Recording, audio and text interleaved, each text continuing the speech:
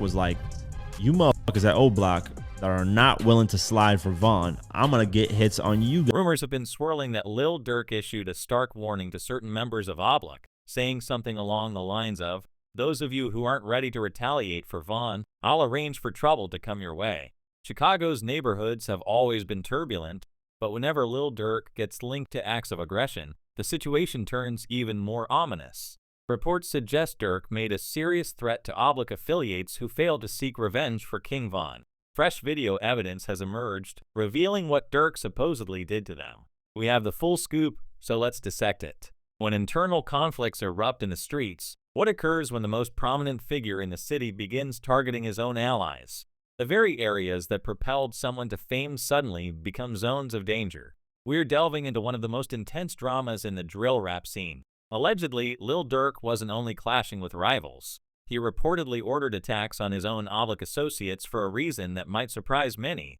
They weren't aggressive enough in avenging King Von. This goes beyond typical street rivalries.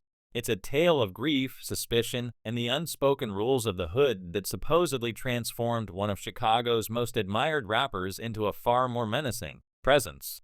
The most astonishing aspect is that all the proof is documented in federal court files, including messages, informants prepared to speak, and an entire scheme that was halted only because law enforcement intervened at the perfect moment. Let's explore this further.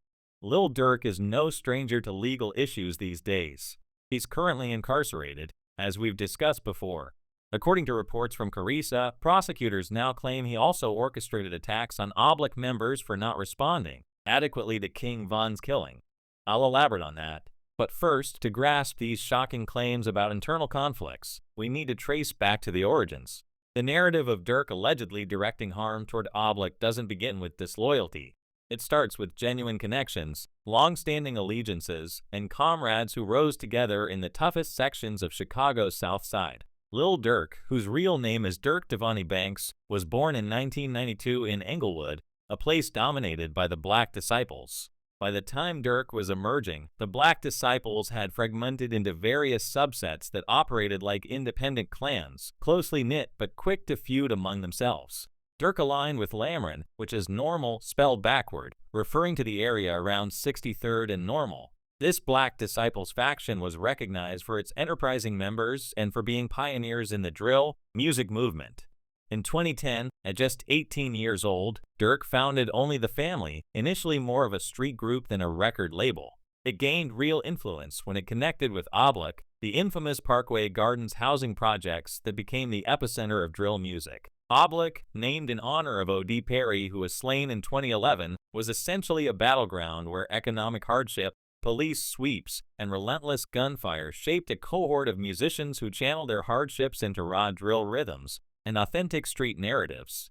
Lamron and Oblak combined to create what was known as the 300 Coalition, essentially a powerful Black Disciples alliance that amassed resources and power for both musical pursuits and street operations. Then King Von entered the picture. Born David Bennett in 1994, Von served as Oblak's chronicler, the artist who turned the bleakest moments of drill into lyrical art. When Durk brought Von into Only the Family around 2017 via Empire Distribution, it seemed ideal. Durk provided Von an opportunity to escape Oblak's perpetual loop of arrests and violence, while Von's genuine background as a Black Disciples member from the streets lent an irreplaceable authenticity. Their collaborative tracks, such as the 2018 remix of Crazy Story, exploded on YouTube, amassing millions of views and establishing them as icons of Black Disciples drill. Von's lyrics were incredibly detailed, referencing Oblak's soldiers and solidifying that image.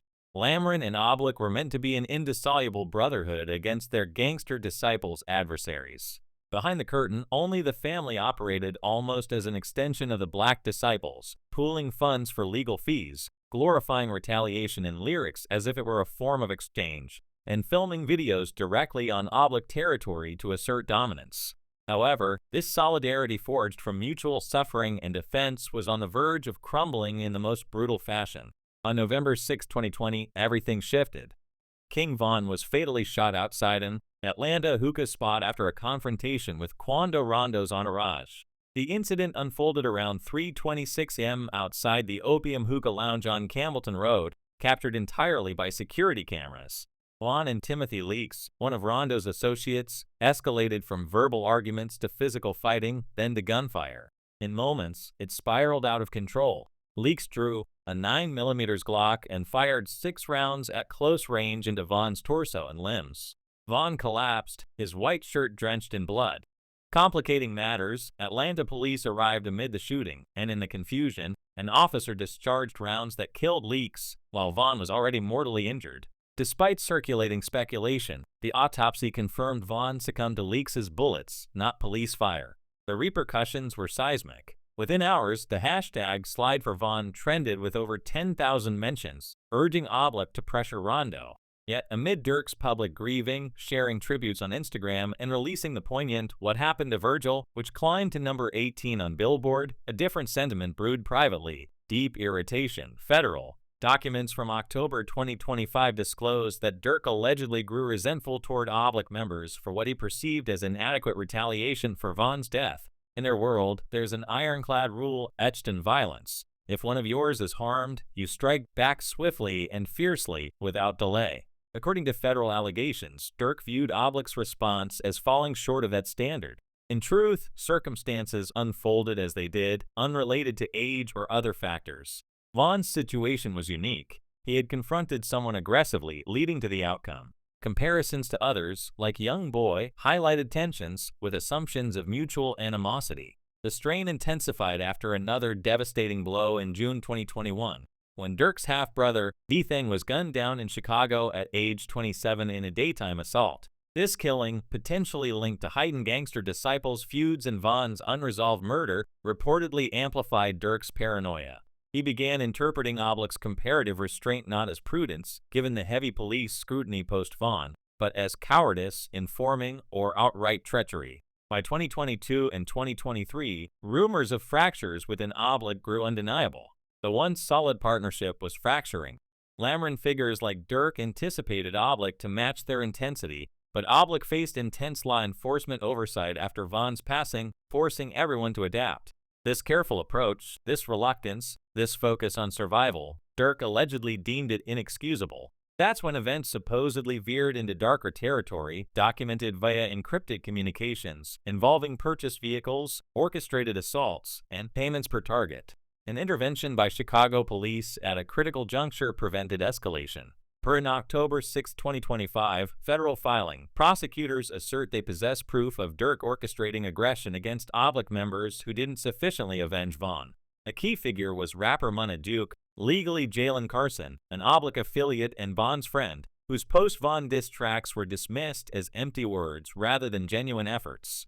Reports indicate Lil Durk stated something like, "You guys who aren't prepared to retaliate for Von, I'll arrange hits on you because you're not following orders." Allegedly, of course, which is intensely ruthless. To target one's own community for not obeying a leader, Lil Durk, like a boss figure. But let's not jump ahead. Prior to examining those explosive April 2023 message exchanges, the thwarted attack schemes, and the informant poised to reveal all, we must comprehend the depth of the federal prosecution against Durk. These supposed internal attacks form just a fragment of a larger mosaic the authorities have assembled, encompassing contract killings, interstate travel for violence, and sufficient evidence to possibly incarcerate Durk for life. The federal murder for hire case against Lil Durk isn't merely another celebrity legal battle. It spans years of scrutiny into what prosecutors describe as only the family functioning as a criminal organization that maintained allegiance via selective eliminations.